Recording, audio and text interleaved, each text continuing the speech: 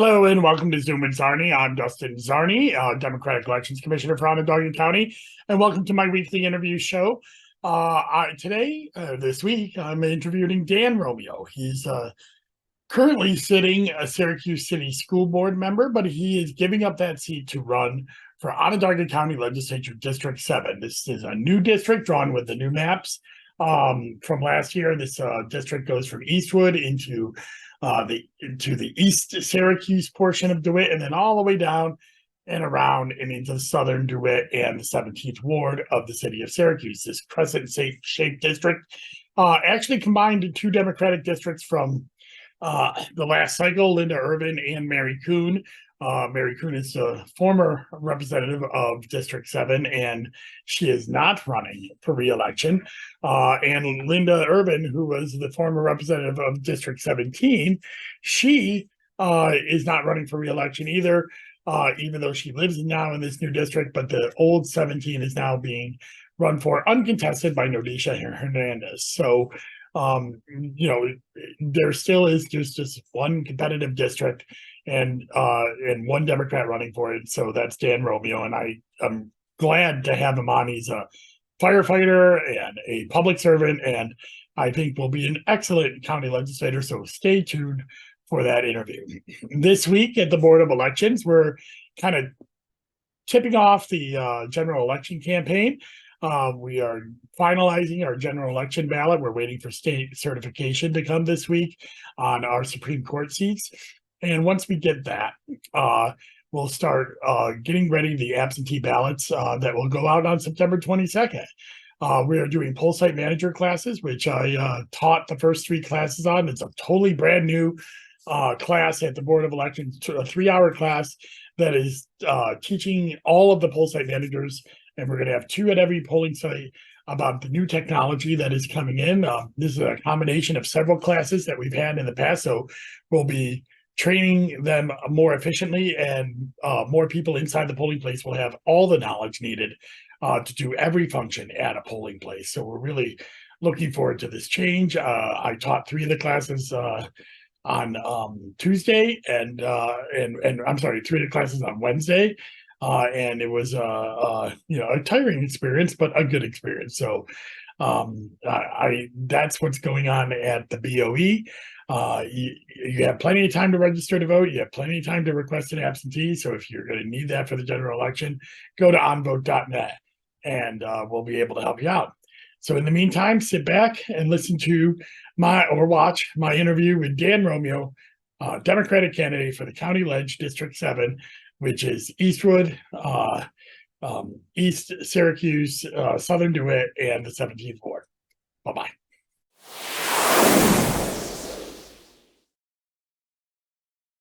And we're back.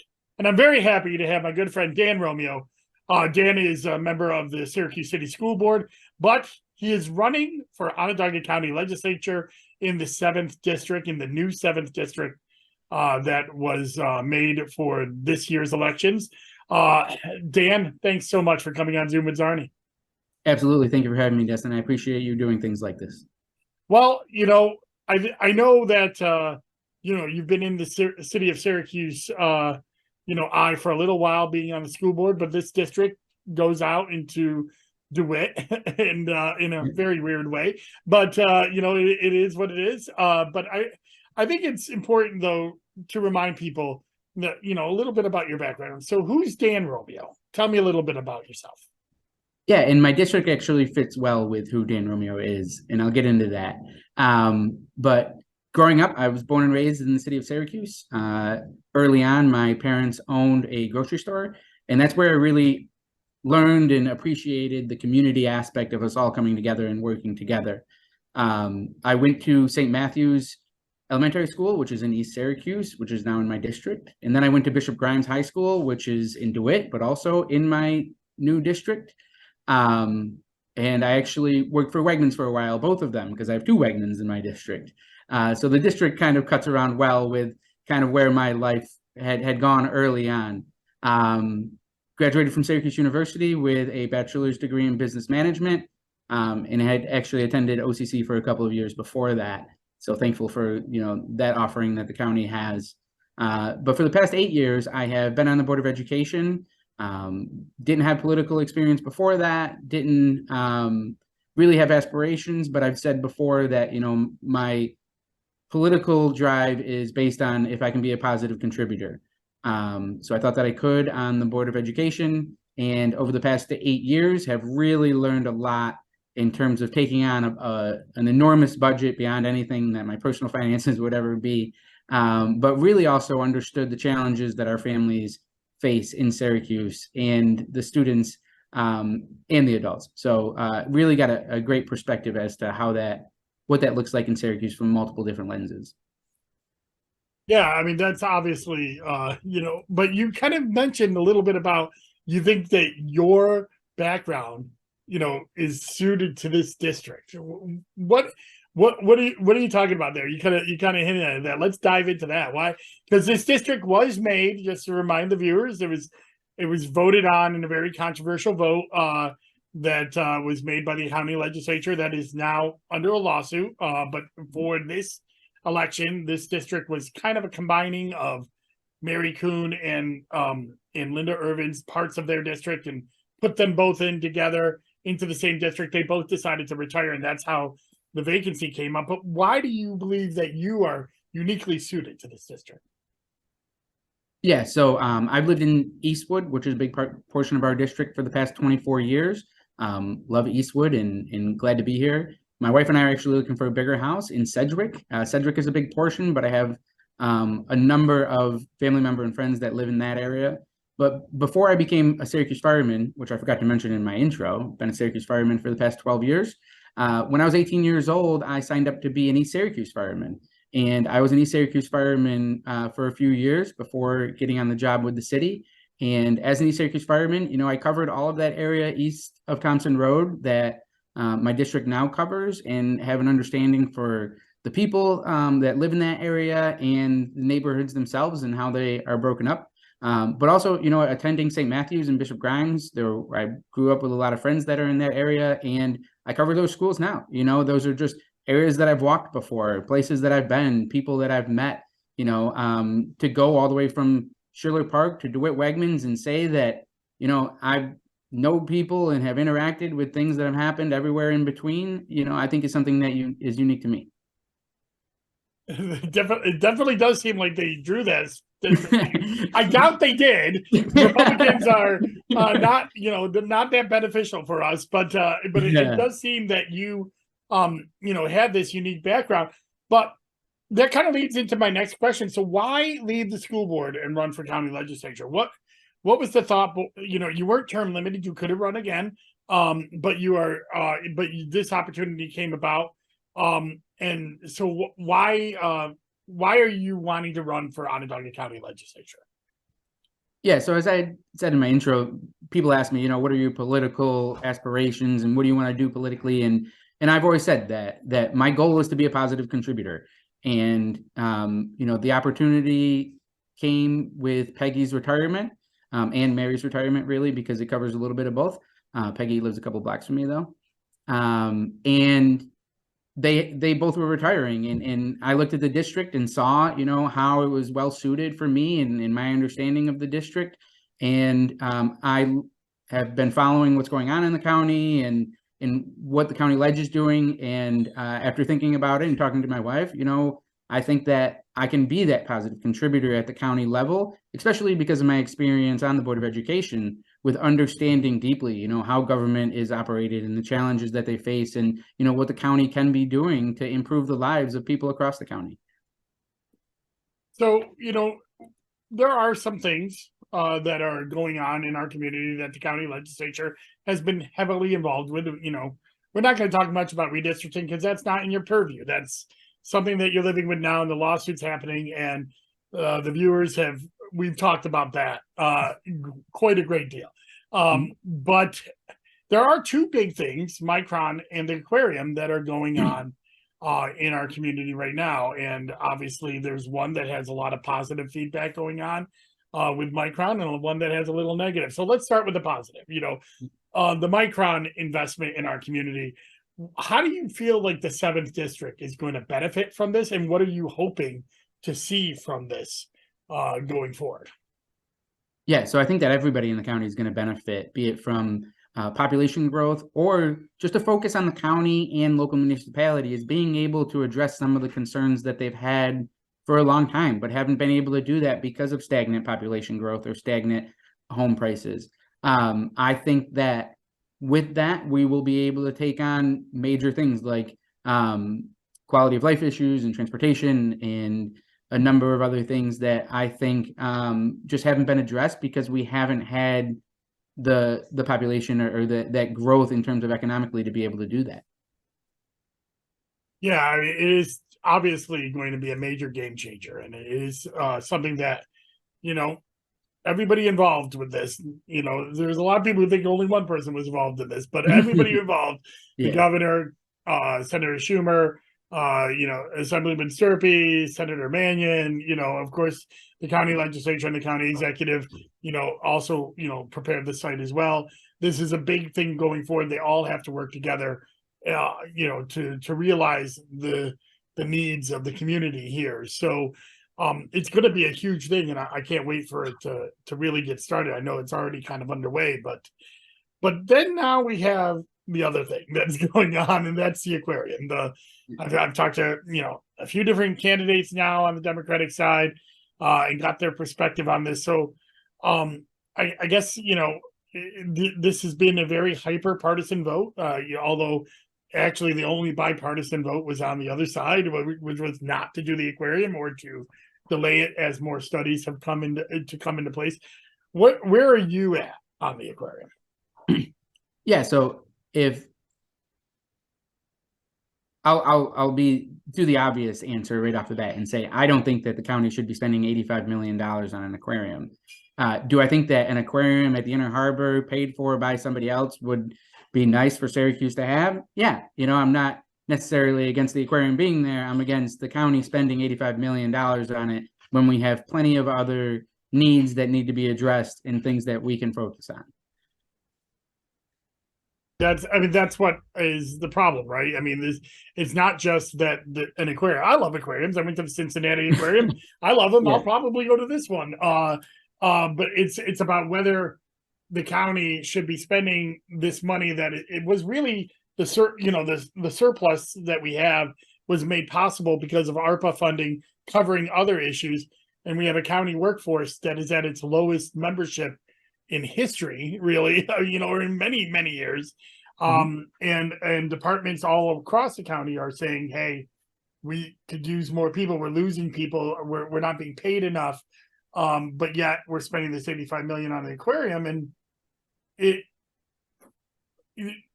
just seems like we're rushing to it. We have to have a vote before the environmental survey is done. We have to have a vote before there's an impact survey done. We had basically a marketing study, and there doesn't seem to be any deliberation on the county legislature about this. Is that your observation as well, or? Yeah, absolutely. And, you know, I think that especially with the scale of the project that we're taking on, you know, taking more time to figure out, you know, what it's going to look like and how we're going to do it, and getting more information on that, you know, I'm okay with spending money on things that are going to be economic drivers or drive people to the county or improve, you know, quality of life in the county. But in the math that the county has put out there in the legislature meetings that I've watched, it just doesn't add up to anything that's going to benefit us, you know, in the long run financially either. Maybe there's information I'm not privy to, but I've been listening to the county legislature meetings and I haven't seen that. But yeah, you know, there's arguments to be made about investments in economic growth, but $85 million for an aquarium just isn't one that I see as the route we should take. Yeah, it's definitely a subject that is out there. You know, at least that's what I've heard from people who are out there talking. Even like common council candidates have said that they're hearing about it, you know, even though they have nothing to do with it. But it is in the city of Syracuse. So, but obviously we always hope that everything's going to be successful, that you know, that's going forward. But so can I stop you there for 1 second? Yeah. Because I did forget to say that. I also have been trying to push this.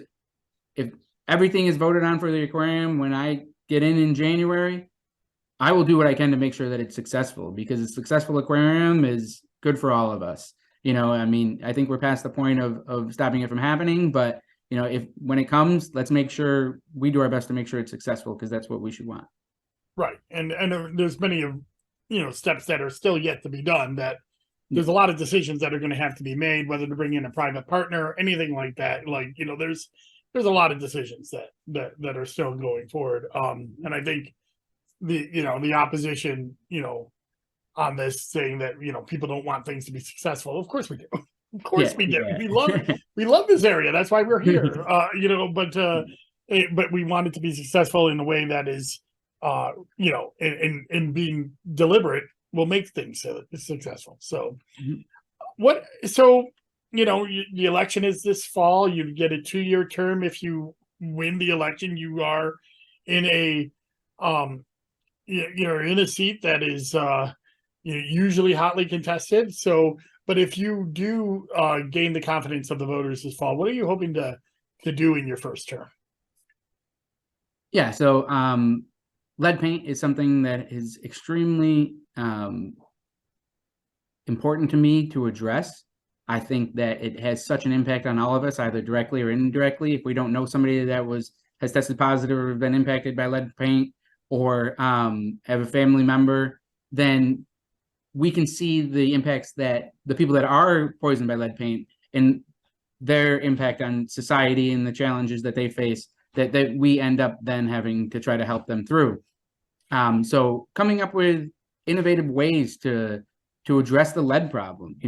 They talk about how there's a bunch of money in the program, but it's not being used, or the problem isn't going away fast enough.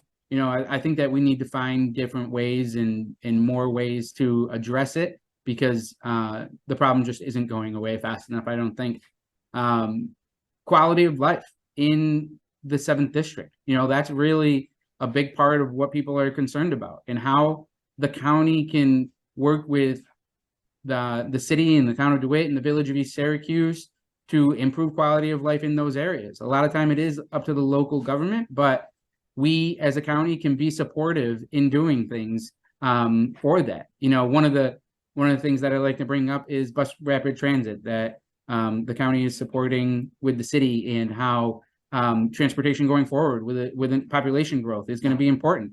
Finding micro mobility and other forms of transportation to make sure that we're spoiled here with traffic. We don't want to become a city where traffic is backed up much. So let's find ways to improve people's quality of life with that, and also to reduce traffic. Another thing is the plan Onondaga is a plan that's a good plan that the county came out with. In reading through it, it really is things that I support and things that I want to see get done. But I think that if I can work with the city, the town of Dewitt, and the village of East Syracuse to help them to find ways to take advantage of that, I have improved the quality of life for people in my district. And in my first year, I think I can do all of those things. Well, that's a big agenda for the first year, but I think it's definitely, yeah. And I did mention Mary Kuhn and Linda Irvin, but I forgot that, like, this district, because of the way they redistricted and they changed the numbers around, they basically moved Peggy Case into this district too, and or at least a portion of the district. So it was an interesting trifecta that they tried to do. But there's the old 9th district used to be part of Eastwood. Now it's the north side, but has parts of Eastwood going along the 690 corridor. Again, I'm not going to spend a lot of time on redistricting. We've talked about this on that program 100 times. There'll be more times to talk about that, but it's an oddly shaped district. All of the districts are oddly shaped. So,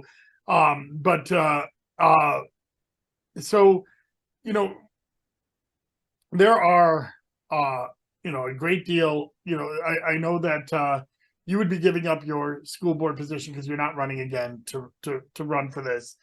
There was a ethics code that was recently passed by the Republican majority after being proposed by the Democratic minority and then watered down.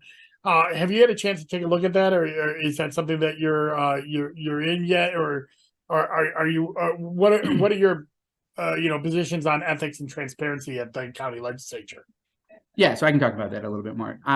So having been in the position on the board, I think that we should be as transparent and more ethical than people want us to be, because that's a challenge that we're going to always face, in terms of politically and how people view us. So I think that we need to go above and beyond with those things.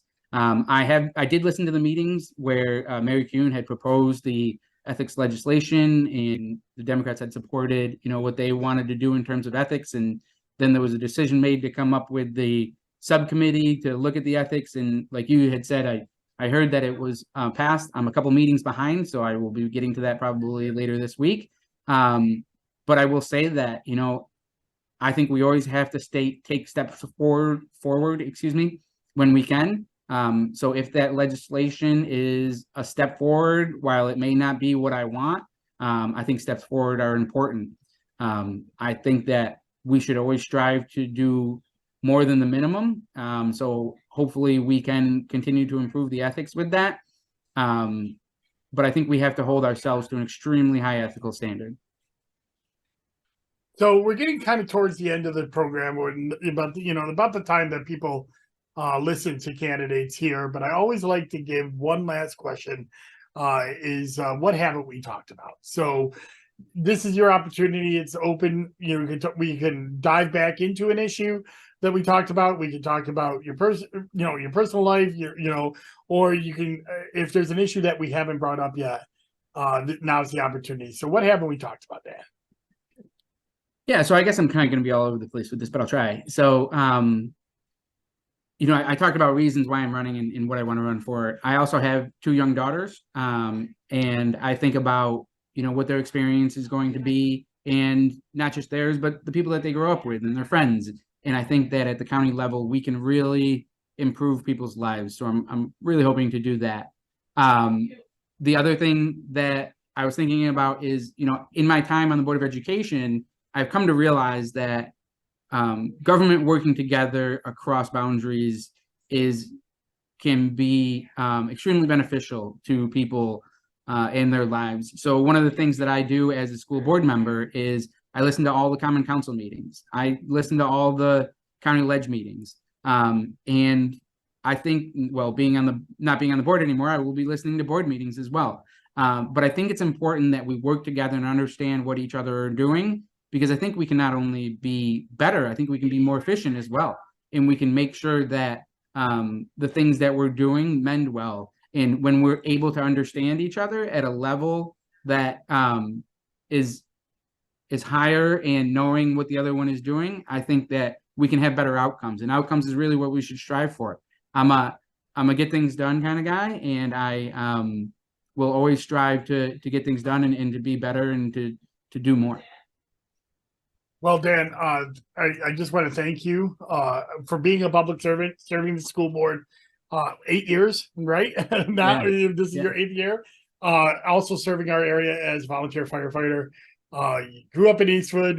You protected East Syracuse, as a firefighter. So definitely this district is something that you know very well.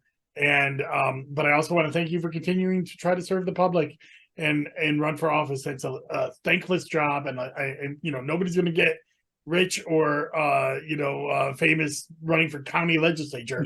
And people don't realize how hard it is and how little you'll get paid. So I want to thank you for running. Yeah, thank you for having me. I think it's very important that people like yourself shine light on politics and what we have going on and the people that are involved. So I appreciate you doing this. Well, thank you again for coming on Zoom with Czarny, and Dan, best of luck in the fall election. Thank you, Dustin. And that was my interview with Dan Romeo, Democratic candidate for Onondaga County Legislative District 7. He's a fine candidate. I hope you will support him this fall. You can go to the show notes and find all the information for him and his campaign. Next week on Zoom with Czarny, I'll have the 2 family court judge candidates, Joseph Zabaglia and Diane Darwish-Pumley. These are 2 brand new candidates because these are retirees of family court that happened in late July, early August. So they were nominated outside of the normal process, and they'll be coming on next Thursday on Zoom with Czarny to talk about the family court position. And by the way, Democrats have done very well in the family court races over the last few years. So I think we might have a shot at one or both of these seats. So I hope you tune in next week for that. Next week on Commissioner in the Car, Tuesday, I will be doing another focused episode on the Manlius town election, as the absentee deadlines are starting to come up for that, and also talking about the absentee ballots for the general election, because the deadlines for that are coming up, and or at least the initial mailings are coming up. So stay tuned for my Commissioner in a Car next week. And then I talked to you about Zoom with Czarny this weekend on the weekly wonk. I will definitely be back. I'll be doing the town of Tully. There is a Democrat running out there for town board, and it's an interesting town. It's the last of my towns that I'm doing this year. And then I'll start getting into the county ledge districts.